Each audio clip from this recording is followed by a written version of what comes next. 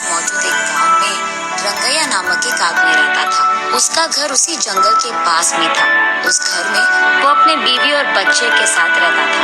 रंगैया उसी जंगल में पेड़ों को काटकर उन लकड़ियों को बाजार में बेचकर कमाए हुए पैसों से उसका जीवन चलाता था। ऐसे ही एक दिन लकड़ी काटकर उसको बेचकर आए हुए पैसों को घर ले आता है रंगैया। उसे देख उसकी पत्नी रत्नम्मा ऐसे कहती है, सारी जीवन ऐसे ही काटनी है क्या, लकड़ों को काटते हुए? अब क्या हो गया?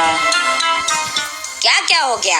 ज्यादा पैसा कमाना नहीं है तुमको, अपने बेटे को पढ़ाना नहीं है, घर नहीं खरीदना है, हमेशा इसी घर में रहते हुए उन्हीं लकड़ियों को काट कर उन्हें बेचकर जीना है क्या? ऐसे कहती है। जब देखो बस पैसों का ही चर्चा, और कुछ सोचती भी नहीं हो क्या तुम? हाँ, मुझसे पूछना है कि और कोई सोच नहीं है, पर आपका तो सोच नहीं बदल रहा। इसके बाद रंगैया उसकी बातों को सुन नहीं पाता है, इसलिए वो चुपचाप वहाँ से चले जाता है।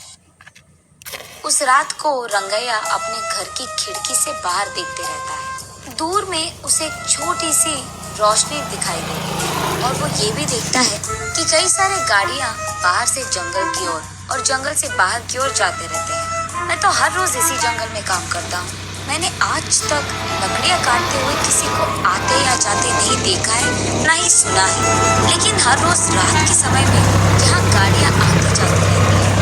मुझे कुछ तो करके जानना होगा कि वहाँ हो क्या रहा है। अगले दिन सुबह उठते ही जहाँ उसे कल रात रोशनी दिखी थी उसी तरफ जाता रहता है रंगैया। वहाँ उसे झाड़ियों के बीच एक गुफा दिखाई देती है। उस गुफा में वो डरते डरते जाता है। दिखने में वो बाहर से छोटा ही क्यों ना हो, अंदर से वो गुफा बहुत बड़ा था। उस गुफा में गैर कानूनी से कटे हुए चंदन के सारे पेड़ दिखाई देते हैं रंगैया को। उन सारे पेड़ को देख रंगैया को सारा विषय समझ आता है। अच्छा तो बात ये है कि चोरी से इन चंदन के पेड़ों को यहाँ छुपाकर इन्हें रात के समय में यहाँ से बाहर निकालकर बेच रहे हैं पैसों के लिए। वो उसके चारों ओर देखने लगता है, तब उसे अचानक किसी के पास आने के आवाज सुनाई देती है। तुरंत वो एक चंदन के बड़े पेड़ों के पीछे छिप जाता है। कुछ देर बाद घर जाने की कोशिश में वो उठने के लिए सहारा के लिए नीचे मौजूद पत्थर पे हाथ रख के अपने आप को उठाने की कोशिश करता है। बस पत्थर अंदर गिर जाता है और वहाँ एक छोटा सा दरवाजा खुलता है। रंगैया उस द्वार के अंदर मौजूद सीढ़ियों से नीचे गिर जाता है। तब उसे समझ आता है कि ये गुफा उस गुफा के अंदर है। तब वो देखता है कि उस गुफा में कहीं ऊपर से थोड़ी सी रोशनी आ रही थी। चारों ओर अंधेरा था, लेकिन वो रोशनी जिस दिशा में गिर रहा था वहाँ बैंगन का छोटा सा एक पौधा था। उस पे लंबे और बड़े अच्छे बैंगन फूले हुए थे। तब रंगैया सोचता है कि शायद बारिश या हवा के कारण बैंगन का बीज यहाँ गिर गया होता, इसीलिए यहाँ पे बैंगन का पौधा मौजूद है। चलो कोई नहीं, बैंगन तो बहुत अच्छे दिख रहे हैं, आज अगर इन्हें घर ले जाऊंगा तो आज का खाना तो हो जाएगा। ये फैसला करके वो उस पौधे से एक बैंगन को तोड़ता है। बस रंगैया के हाथ में जैसे ही वो बैंगन आता है वो सोने का बैंगन बन जाता है। रंगैया आश्चर्यचकित होकर दंग रह जाता है।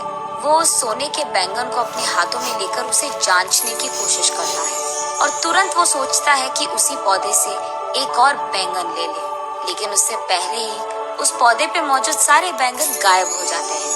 रंगैया बहुत निराश होता है। चलो कम से कम एक तो बैंगन मिल गया, अगर ये मैं मार्केट में बेचूंगा तो बहुत सारे पैसे मिल जाएंगे, तब मुझे कई दिनों तक कुछ भी काम करने की कोई जरूरत नहीं होगी। ये फैसला करके उस गुफा की सीढ़ियां चढ़कर वो बाहर की गुफे की ओर आता है। रंगैया जैसे ही बाहर आता है वो दरवाजा अपने आप बंद हो जाता है। उस गुफा से बाहर आते ही चोरी चोरी छुपकर वो अपनी बीवी के पास जाकर इस सोने के बैंगन को दिखाता है। उस सोने के बैंगन को देख रत्नम्मा तुरंत बेहोश होकर नीचे गिर जाती है। कुछ देर बाद होश आता है, तब रत्नम्मा, बाप रे, सोने का बैंगन कहाँ से लेकर आए आप? ये कहाँ मिला आपको? उससे तुम्हारा क्या मतलब, हमेशा पैसों के पीछे पड़ी रहती है ना। ये लो, ये सोने का बैंगन लो और इससे जो करना है तुम कर लो। अरे पहले आप ये तो बताओ कि ये आप लाए कहाँ से, कहीं आपने कुछ चोरी वोरी तो नहीं किया ना। ऐसे रत्तम्मा एक के बाद एक उसे प्रश्न पूछते ही गई और कोई चारा ना होने के कारण रंगैया जो कुछ भी हुआ रत्तम्मा को बताता है। तो फिर आपको वही रहना था ना, कुछ देर बाद अगर और बैंगन आ गए तो उसको भी लेकर आते। आपकी जल्दबाजी से ना मैं तो मर रही हूँ। चलो जो हो गया सो हो गया, इस बैंगन से हम बहुत सारे दिन ना कोई भी काम करे बिना आराम से रह सकते हैं। गधे को अगर सोने का सिंहासन पे बैठाया गया ना, उसकी बुद्धि तो गधे की ही रहेगी ना। हाँ, अब क्या हो गया, इसका मतलब क्या है, इसी घर में रहते हुए चैन की जिंदगी नहीं चाहिए मुझे। आप 2-3 और सोने के बैंगन लेके आए, तब हम बड़े घर में आराम कर पाएंगे।